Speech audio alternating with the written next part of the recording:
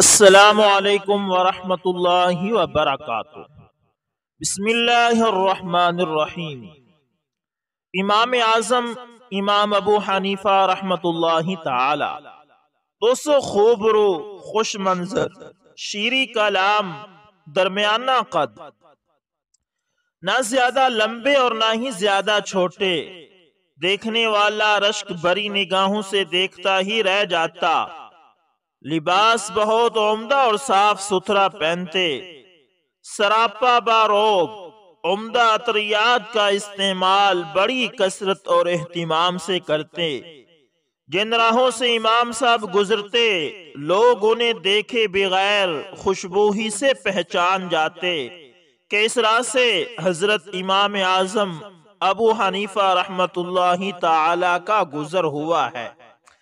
ان اوصاف سے آراستہ عظیم المرتبت شخصیت کا نام نعمان بن ثابت مرزباں ہے، جو ابو حنیفہ کنیت سے مشہور ہیں، جنہوں نے سب سے پہلے فقہ کی گتھیاں سلجھائیں اور عمدہ انداز میں مسائل کا استخراج اور دینی نکات سے لوگوں کو متعارف کروایا۔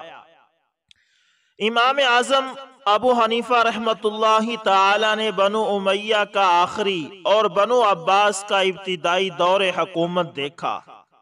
امام موصوف نے ان حکمرانوں کے دور میں زندگی بسر کی جو علماء کے قدردان تھے۔ حکومت کی جانب سے علماء کو وافر مقدار میں مالی وسائل مہیا کیے جاتے، جس سے ان کی گزر بسر خوشحالی سے ہوتی اور انہیں تلاش روزگار کی ضرورت ہی محسوس نہ ہوتی۔ لیکن امام اعظم ابو حنیفہ رحمۃ اللہ تعالی نے خودداری کا قابل رشک مظاہرہ کرتے ہوئے عزت نفس اور علمی وقار کو پیش نظر رکھا اور اپنی اقتصادی حالت کو حکومت کا مرہون منت نہ ہونے دیا۔ انہوں نے پوری زندگی خود کما کر کھایا اور ان کی مقدور پر یہی کوشش رہی کہ ان کا ہاتھ بلند رہے، کیونکہ دینے والا ہاتھ لینے والے ہاتھ سے بہتر ہوتا ہے۔ ایک مرتبہ حکمران وقت منصور نے ملاقات کے لیے امام ابو حنیفہ رحمۃ اللہ تعالی کو اپنے دربار میں بلایا۔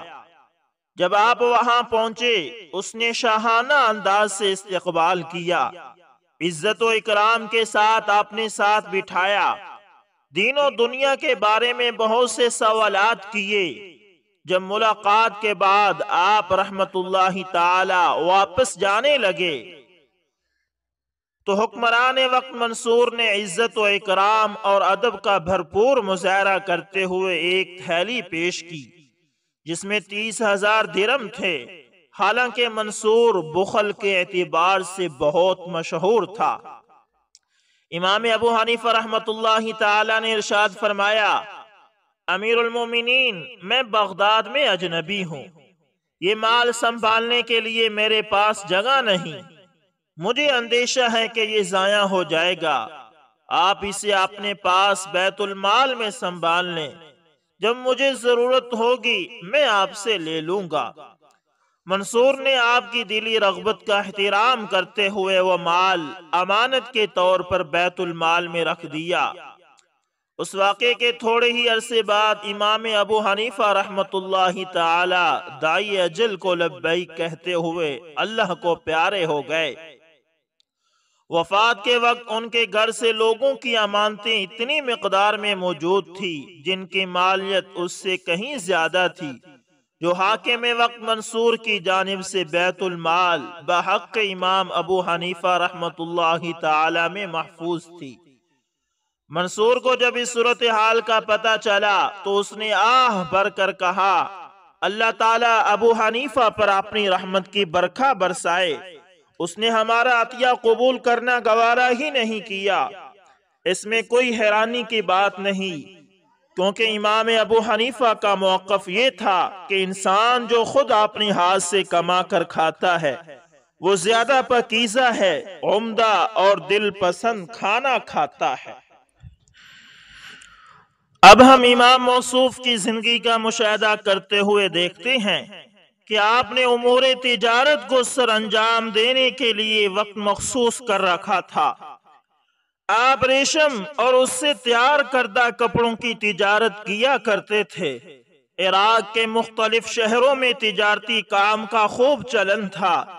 ان کی ایک مشہور و معروف منڈی بھی تھی جس میں خرید و فروخت کے لیے لوگ کشاں کشاں پہنچتے۔ وہاں پوری صداقت و ایمانت سے لین دین ہوتا۔ لوگ بڑے اطمینان سے سودا صرف خریدتے۔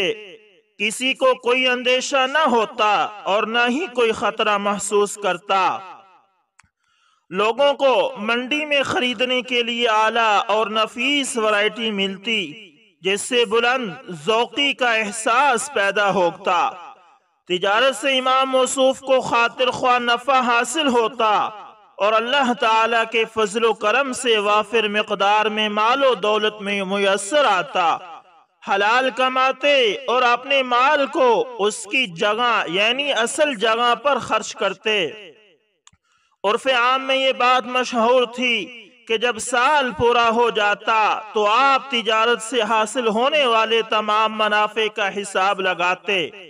اپنے ذاتی اخراجات کے لیے مال رکھنے کے بعد باقی مال سے علماء، محدثین، فقہاء اور طلباء کے لیے ضروری اشیاء، خوراک اور لباس خریدتے اور کچھ جیب خرچ کے لیے انہیں نقد رقم فراہم کرتے ہوئے فرماتے، یہ مال تمہارا ہے، اللہ سبحانہ و تعالی نے میرے ہاتھ سے تمہارے مال میں منافع عطا کیا ہے، باخدا میں اپنے مال سے تمہیں کچھ نہیں دے رہا، یہ اللہ کا خاص فضل ہے جو میرے ذریعے آپ تک پہنچ رہا ہے۔ اللہ کے رزق میں اللہ کے سوا کوئی دم نہیں مار سکتا۔ امام ابو حنیفہ رحمۃ اللہ تعالی کے جود و سخا کی خبریں مشرق و مغرب میں پھیل چکی تھی۔ خاص طور پر آپ نے ہم نشینوں اور ساتھیوں پر تو بے دریغ خرچ کیا کرتے تھے۔ ایک روز امام موصوف کا ایک ہم نشین منڈی میں آیا اور اس نے کہا، اے ابو حنیفہ مجھے ریشم کا کپڑا چاہیے۔ امام ابو حنیفہ رحمۃ اللہ تعالی نے پوچھا، کس رنگ کا کپڑا مطلوب ہے؟ اس نے رنگ کے بارے میں وضاحت کی۔ آپ نے فرمایا، صبر کرو، اس رنگ کا کپڑا ملتے ہی تیرے لیے محفوظ کر لوں گا۔ ایک ہفتہ گزر جانے کے بعد مطلوبہ کپڑا ملا تو آپ لے کر اپنے ساتھی کے گھر گئے اور اس سے کہا، لیجئے آپ کی پسند کے مطابق کپڑا مل گیا۔ اس نے دیکھا تو اسے بہت پسند آیا۔ پوچھا، کتنی قیمت پیش کروں؟ فرمایا، صرف 1 درم۔ اس نے بڑے تعجب سے پوچھا، صرف 1 درم؟ آپ نے فرمایا، ہاں۔ اس نے کہا، آپ میرے ساتھ مذاق کر رہے ہیں؟ فرمایا، مذاق نہیں کر رہا، دراصل میں نے یہ اور اس کے ساتھ دوسرا کپڑا 20 دینار 1 درم کا خریدا تھا۔ دوسرے کپڑے سے میرے پیسے پورے ہو گئے ہیں، یہ باقی رہ گیا تھا۔ آپ سے 1 درم کا مطالبہ اس لیے کر رہا ہوں کہ میں اپنے ساتھیوں سے منافع نہیں لیا کرتا۔ اللہ اکبر۔ ایک بوڑھی عورت نے امام صاحب سے ریشم کا کپڑا مانگا۔ آپ نے مطلوبہ کپڑا اس کے لیے نکالا۔ اس نے کہا، میں ایک عمر رسیدہ عورت ہوں، اشیاء کی قیمتوں کا مجھے علم نہیں، برائے مہربانی آپ مجھے تھوڑے سے منافع پر کپڑا دے دیں، میں ایک کمزور و ناتواں عورت ہوں۔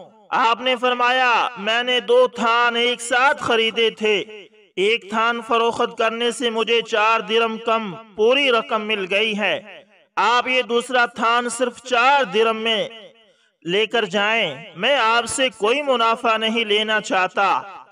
ایک روز آپ کے ساتھ ایک ساتھی پھٹے پرانے کپڑے پہنے ملاقات کے لیے آیا۔ جب سب لوگ چلے گئے، آپ نے اس سے کہا، مسلح اٹھائے، اس کے نیچے جو کچھ ہے وہ لے لیں۔ اس شخص نے مسلح اٹھا کر دیکھا کہ اس کے نیچے 1000 درم پڑے ہوئے تھے۔ امام ابو حنیفہ رحمۃ اللہ تعالی نے ارشاد فرمایا، یہ اپنے پاس رکھیں، اپنے لیے نیا عمدہ لباس تیار کریں۔ اس نے کہا، میرے پاس اللہ کا دیا سب کچھ ہے، مجھے اس کی ضرورت نہیں۔ امام ابو حنیفہ رحمۃ اللہ تعالی نے اس سے فرمایا، اگر اللہ نے آپ پر اپنا فضل و کرم کیا ہے اور اپنی نعمتوں سے نوازا ہے تو ان نعمتوں کے آثار کہاں ہیں؟ آپ ان نعمتوں کو استعمال کیوں نہیں کرتے؟ کیا آپ تک رسول اللہ صلی اللہ علیہ وسلم کا یہ پیغام نہیں پہنچا؟ ان اللہ یحب ان یرا اثر نعمتہ علی عبدہ، بلا شبہ اللہ تعالیٰ پسند کرتا ہے کہ اپنی نعمت کے آثار اپنے بندے پر دیکھے۔ آپ کے لیے یہ ضروری ہے کہ اپنی حالت کو سنوارو تاکہ آپ کو دیکھ کر آپ کے کسی ساتھی کو کوفت نہ ہو۔ امام ابو حنیفہ رحمت اللہ تعالی کے جود و سخا کا یہ عالم تھا کہ جب کبھی اپنے اہل خانے پر خرچ کرتے تو اتنی ہی مقدار میں مساکین، فقراء اور حاجت مندوں کے لیے مال صدقہ کرتے۔ جب کبھی خود کوئی نیا کپڑا پہنتے اتنی ہی قیمت کے کپڑے مساکین کو سلا کر دیتے۔ جب آپ کے سامنے کھانا رکھا جاتا آپ اتنی ہی مقدار میں یا اس سے دگنا کھانا مساکین میں تقسیم کر دیتے۔ امام اعظم امام ابو حنیفہ رحمت اللہ تعالی کے بارے میں حکایت مشہور ہے کہ اگر کبھی دوران گفتگو انہوں نے قسم کھا لی تو وہ اس کے بدلے میں 1 درہم اللہ کی راہ میں صدقہ کر دیتے۔ پھر انہوں نے اپنے اوپر یہ لازم کر لیا کہ اگر گفتگو کرتے ہوئے حلفیہ کلمات نکل جائیں تو سونے کا 1 دینار اللہ کی راہ میں خرچ کروں گا۔ یہ اس صورت میں تھا جبکہ آپ کی قسم بالکل سچی ہوتی تو 1 دینار راہ خدا میں صدقہ کر لیتے۔ حفص بن عبد الرحمن تجارت میں امام ابو حنیفہ رحمت اللہ تعالی کے شریک تھے۔ امام موصوف انہیں ریشم کا ساز و سامان دے کر عراق کے بعض شہروں کی طرف روانہ کیے کرتے تھے۔ ایک مرتبہ کافی مقدار میں سامان دے کر بھیجا اور اسے بتا دیا کہ فلاں کپڑا داغی ہے، جب آپ اسے فروخت کریں تو خریدار کو اس عیب سے آگاہ کر دینا۔ جناب حفص بن عبد الرحمن نے تمام سامان بیچ دیا اور خریداروں کو ناقص کپڑے کے بارے میں بتانا بھول گئے۔ انہوں نے بڑی کوشش کی کہ ان خریداروں کے نام یاد آ جائیں جنہوں نے ناقص کپڑا خریدا ہے، لیکن وہ پورے جتن کے باوجود ان کے نام یاد کرنے میں کامیاب نہ ہو سکے۔ جب امام ابو حنیفہ رحمت اللہ تعالی کو صورتحال کا علم ہوا اور ان لوگوں کے پہچاننے میں ناکامی کا پتہ چلا تو بڑے بے چین ہو گئے۔ جب تک آپ نے اس پورے مال کی قیمت کا مال اللہ کی راہ میں خرچ نہیں کر لیا انہیں دلی اطمینان نصیب نہ ہوا۔ امام اعظم ابو حنیفہ رحمت اللہ تعالی خوش اخلاق، خوش اتوار، حلیم الطبع اور خوش مزاج تھے۔ آپ کے پاس بیٹھنے والا سعادت حاصل کرتا، آپ کا مخالف بھی غیر حاضری میں آپ کو اچھے الفاظ سے یاد کرتا۔ آپ کے ایک قریبی ساتھی کا بیان ہے کہ میں نے حضرت عبداللہ بن مبارک رحمت اللہ تعالی کو حضرت سفیان ثوری رحمت اللہ تعالی سے یہ بات کہتے ہوئے سنا کہ اے ابو عبداللہ، امام ابو حنیفہ غیبت سے بہت نفرت کرتے ہیں۔ میں نے کبھی ان کو اپنے دشمن کے خلاف برا بھلا کہتے ہوئے نہیں سنا۔ امام سفیان ثوری نے کہا، امام ابو حنیفہ بڑے دانش مند تھے، وہ کسی ایسی چیز کو اپنی نیکیوں پر غالب نہیں آنے دیتے تھے جو ان پر پانی پھیر دیتے۔ امام اعظم ابو حنیفہ رحمت اللہ تعالی کو لوگوں کی محبت اور الفت شکار کرنے کا بہت شوق تھا اور وہ ہمیشہ ان سے خوشگوار تعلقات کے خواہاں رہتے۔ آپ کے بارے میں یہ مشہور تھا کہ جب کوئی اجنبی آپ کے پاس آ کر بیٹھ جاتا، جب وہ اٹھ کر جانے لگتا اور آپ اس سے آمد کا مقصد ضرور دریافت کرتے، اگر وہ فقیر ہوتا تو آپ اس کی مالی مدد کرتے، اگر وہ بیمار ہوتا تو اس کی تیمارداری کرتے، اگر وہ ضرورت مند ہوتا تو آپ اس کی ضرورت کو پورا کرتے، یہاں تک کہ اس کا دل جیت لیتے اور وہ دعائیں دیتا ہوا چلا جاتا۔ امام اعظم ابو حنیفہ رحمت اللہ تعالی اکثر و بیشتر دن کو روزہ رکھتے اور رات کو عبادت میں مصروف رہتے، قرآن حکیم کو بڑی محبت اور چاہت کے ساتھ پڑھتے۔ یوں معلوم ہوتا کہ آپ قرآن کے بڑے گہرے دوست ہیں۔ سحری کے وقت استغفار کرتے، کثرت عبادت اور اس میں مگن ہونے کا اصلی سبب یہ تھا کہ ایک دن انہوں نے لوگوں میں سے چند افراد کو یہ کہتے ہوئے سن لیا تھا کہ یہ شخص بڑا عبادت گزار ہے، رات بھر عبادت میں مصروف رہتا ہے۔ جب آپ نے اپنے بارے میں یہ بات سنی تو فرمانے لگے کہ میرا طرز عمل تو لوگوں کے جذبات کے بالکل برعکس ہے، کیوں نہ میں ویسا ہی بن جاؤں جیسا لوگ میرے بارے میں خیال ظاہر کرتے ہیں۔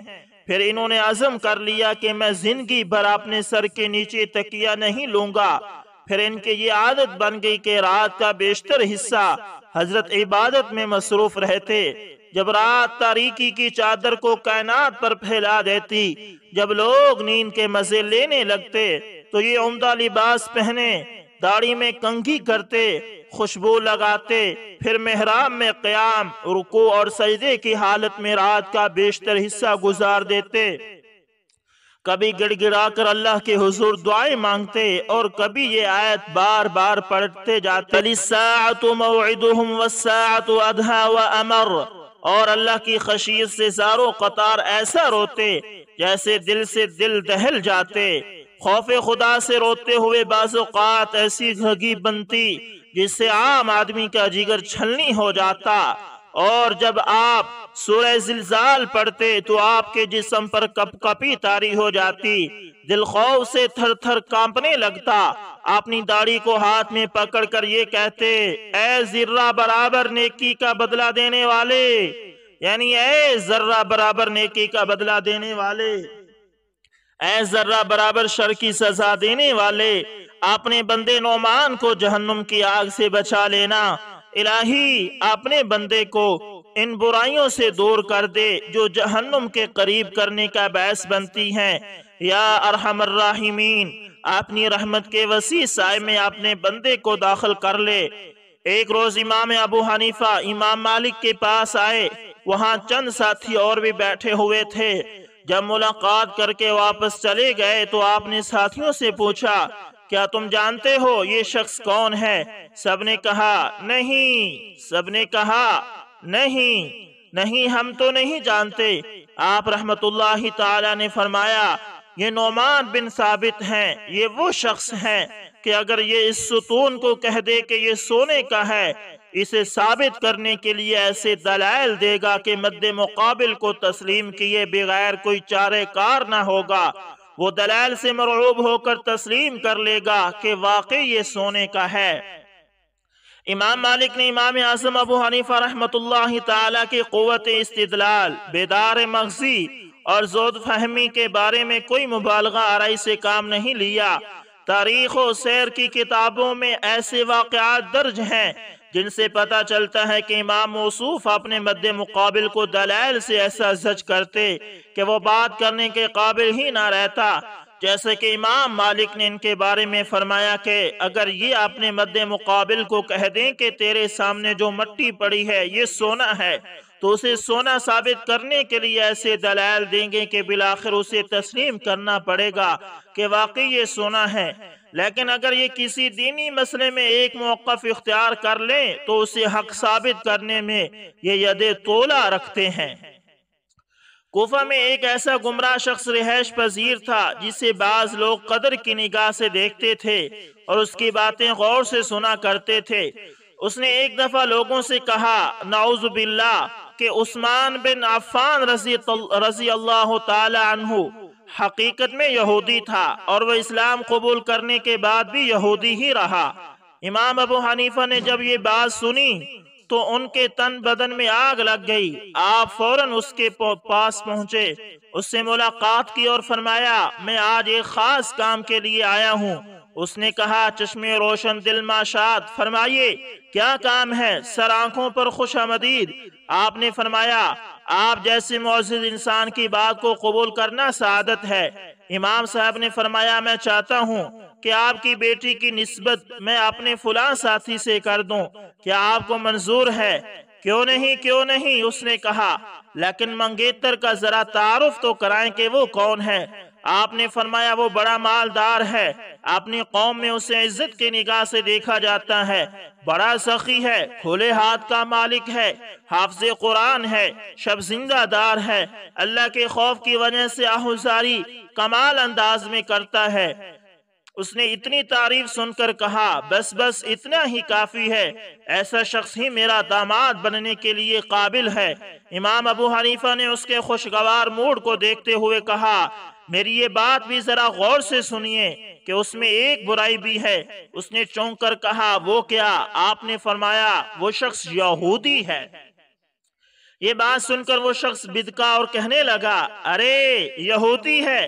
اے ابو حنیفہ کیا آپ میری بیٹی یہودی کے نکاح میں دینا چاہتے ہیں؟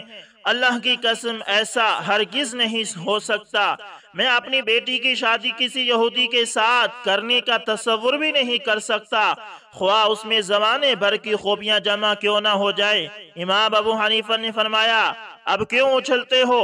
اپنی بیٹی کا یہودی کے ساتھ نکاح کرنے سے کیوں اتنا بدگتے ہو؟ تجھے یہ کہتے ہوئے قطعاً شرم نہ آئی کہ نعوذ باللہ رسول اللہ صلی اللہ علیہ وسلم نے یکے بعد دیگرے اپنی 2 بیٹیوں کی شادی ایک یہودی سے کر دی؟ کچھ تو شرم کرو، کچھ تو حیا کرو، بے غیرت انسان، تیرے لیے ڈوب مرنے کا مقام ہے۔ وہ شخص یہ باتیں سن کر کانپنے لگا اور فوراً پکار اٹھا الہی میری توبہ، مجھے بخش دے، یہ بری بات جو میری زبان سے نکلی، یہ افتراء اور بہتان جو میں نے باندھا، الہی مجھے معاف کر دے، بلا شبہ تو بخشنے والا اور مہربان ہے۔ ایک دفعہ کا واقعہ کہ ضحاک شاری نامی ایک خارجی امام ابو حنیفہ کے پاس آیا اور اس نے دیکھتے ہی دیکھتے کہا اے ابو حنیفہ اللہ سے معافی مانگو، توبہ کرو۔ آپ نے پوچھا میں نے کیا جرم کیا ہے جس کے معافی مانگو؟ خارجی نے کہا آپ نے حضرت علی اور امیر معاویہ کے مابین پیدا ہونے والے اختلافات میں تحکیم کے جواز کا فتویٰ دیا ہے۔ امام ابو حنیفہ نے کہا کہ تم اس مسئلے پر میرے ساتھ مناظرہ کرنا چاہتے ہو؟ خارجی نے کہا ہاں میں تیار ہوں۔ امام ابو حنیفہ نے فرمایا ہمارے درمیان ہونے والے مناظرے کا فیصلہ کون کرے گا؟ خارجی نے کہا جس کو آپ چاہیں جج بنا لیں۔ امام ابو حنیفہ رحمۃ اللہ تعالی نے خارجی کے ساتھیوں پر نظر دوڑائی اور فرمایا اس کو حاکم بنا لیں، میں آپ کے ساتھی کو جج بنانے پر راضی ہوں، کیا تم بھی راضی ہو؟ خارجی خوش ہو گیا اور اس نے کہا مجھے منظور ہے۔ امام ابو حنیفہ نے فرمایا بڑے افسوس کی بات ہے، تم آج خود میرے اور اپنے درمیان ہونے والے جھگڑے کا فیصلہ کرنے کے لیے تحکیم کو جائز قرار دیتے ہو اور اللہ کے 2 عالی شان صحابہ کے درمیان ہونے والے اختلافات کو مٹانے کی خاطر تحکیم کا انکار کرتے ہو۔ مجھے افسوس ہے تیری عقل و دانش پر اور تیرے انداز فکر پر۔ یہ سن کر خارجی پریشان ہو گیا اور اسے کوئی جواب سجائی نہ دیا۔ ایک روز سرزمین اسلام میں شر کا بیج بونے والا گمراہ کن فرقہ جہمیہ کا سربراہ جہم بن صفوان امام ابو حنیفہ سے ملنے کے لیے آیا۔ اس نے کہا میں آپ کے ساتھ چند ضروری باتیں کرنے کے لیے آیا ہوں۔ امام ابو حنیفہ رحمۃ اللہ تعالی نے فرمایا کہ تمہارے ساتھ بات کرنا معیوب ہے، جن نظریات کا تو حامل ہے اس میں غور و خوض اور بحث و تمحیص آگ کا بھڑکتا ہوا شعلہ ہے۔ جہم نے کہا یہ آپ نے فیصلہ مجھ پر کیسے صادر کیا، حالانکہ اس سے پہلے آپ نے مجھ سے کبھی ملے بھی نہیں اور نہ ہی آپ نے میری کبھی کوئی بات سنی۔ امام ابو حنیفہ رحمۃ اللہ تعالی نے فرمایا آپ کی بہت سی ایسی باتیں مجھ تک پہنچ چکی ہیں جن کا صدور کسی مسلمان سے ممکن نہیں۔ جہم نے کہا کیا تم غیب کی بنیاد پر فیصلہ دیتے ہو؟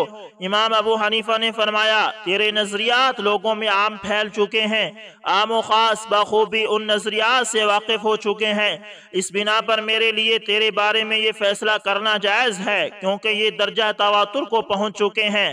جہم نے کہا میں آپ سے صرف ایمان کے بارے میں سوال کرنا چاہتا ہوں۔ امام ابو حنیفہ رحمۃ اللہ تعالی نے ارشاد فرمایا ابھی تک تجھے ایمان کا ہی پتہ نہیں چلا کہ آج اس کے بارے میں مجھ سے سوال پوچھنا چاہتے ہو؟ جہم نے مجھے ایمان کا تو علم ہے، جہم نے کہا کہ مجھے ایمان کا تو علم ہے لیکن اس کے چند پہلوؤں میں چندہ شکوک و شبہات ہیں۔ امام ابو حنیفہ رحمۃ اللہ تعالی نے فرمایا ایمان میں شک و شبہ کفر ہے۔ جہم نے کہا آپ کے لیے یہ درست نہیں کہ مجھے اس وقت تک تکفیر کے ساتھ منسلک کرو جب تک میری طرف سے کوئی ایسی بات معلوم نہ کر لو جو کفر کے مترادف ہو۔ امام ابو حنیفہ رحمۃ اللہ تعالی نے فرمایا چلو پوچھو جو تم پوچھنا چاہتے ہو۔ جہم نے کہا کوئی شخص جس نے اللہ کو اپنے دل سے پہچانا ہو اور اس نے اپنی زبان سے ایمان کا اعلان نہ کیا ہو پھر اسی حالت میں مر گیا ہو تو کیا ایسا شخص مومن مرا یا کافر؟ امام ابو حنیفہ رحمۃ اللہ تعالی نے فرمایا اس کی موت حالت کفر میں ہوئی، وہ جہنمی ہوگا جبکہ اس نے اپنی زبان سے اس ایمان کا اقرار نہیں کیا جس کی معرفت اس کے دل نے حاصل کر لی تھی، جبکہ زبانی وضاحت کے سلسلے میں وہاں کوئی مانع اور رکاوٹ بھی نہیں۔